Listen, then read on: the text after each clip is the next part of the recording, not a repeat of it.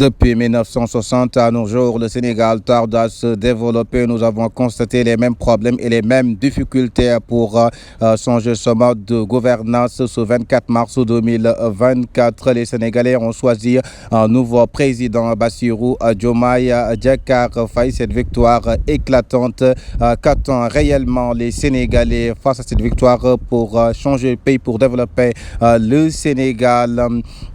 Professeur Mounirou Ndiaye, auteur du livre Le chômage au Sénégal, problématiques et pistes de solutions. Des experts, des savants ont discuté sur la question, dont le professeur Seroumar Diagne qui liste les véritables problèmes et les pistes de solutions qu'on doit se mettre au travail pour développer ce pays. Je vous propose d'écouter professeur Seroumar Diagne.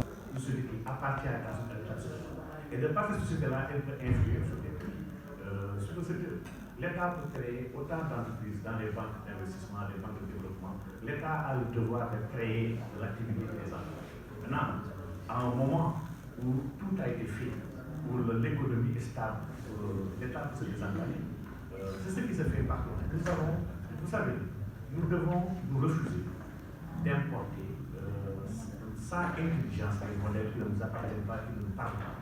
Nous avons une identité, nous avons une réalité structurelle, nous avons une histoire, nous n'avons pas de leçons à recevoir en tout cas d'autres économies. Parce qu'il y a des spécificités. Chaque pays a sa spécificité. Et même, j'ai l'habitude de dire ça à mes étudiants, même pour être un bon tricheur, il faut être intelligent.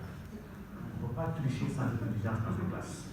Donc nous sommes vraiment ouverts pour la tropicalisation de tout ce qui a bien marché ailleurs. Il y a des faits. Nous ne sommes pas là pour inventer la roue.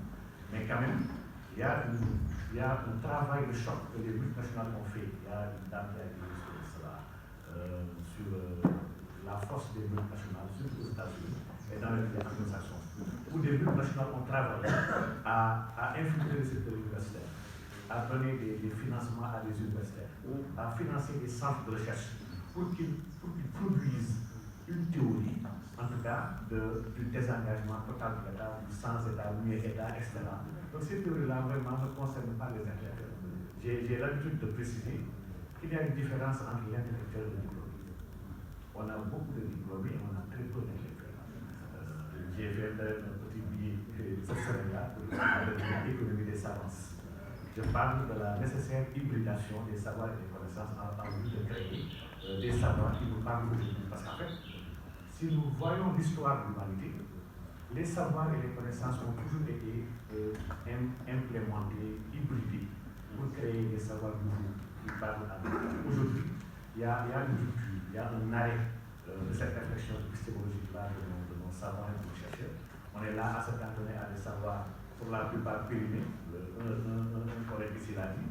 On a aujourd'hui des théories qui ne nous parlent plus, mais on oblige manifestement à s'adapter à la réalité. Donc vraiment, je pense que par rapport au chômage, peut-être le grand groupe l'a dit par rapport à ce modèle, j'avais vraiment voulu écouter le professeur Sen par rapport à ça. Nous partageons la MMT. Je suis d'avis que la monnaie et les collectivités territoriales doivent jouer un rôle sur la création de l'emploi. Je suis vraiment, je me dis que la monnaie a un chantier, un rôle à jouer. Aujourd'hui, on parle de monnaie verte et de monnaie écologique. On donne des missions monétaires à cette transition écologique et à cette réalité aujourd'hui que nous avons dans le monde à vouloir penser vers.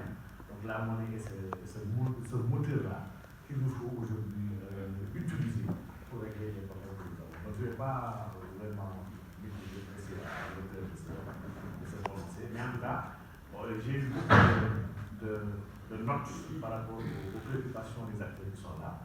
Peut-être que ce sont des notes que je vais donner à la nouvelle équipe qui est là au pays. Donc nous espérons en tout cas vouloir travailler pour les Sénégalais. Nous avons l'objectif de travailler pour les Sénégal et par les Sénégalais. Et ça, vraiment, les contributions de tout le monde sont vraiment utiles. Donc je vous remercie.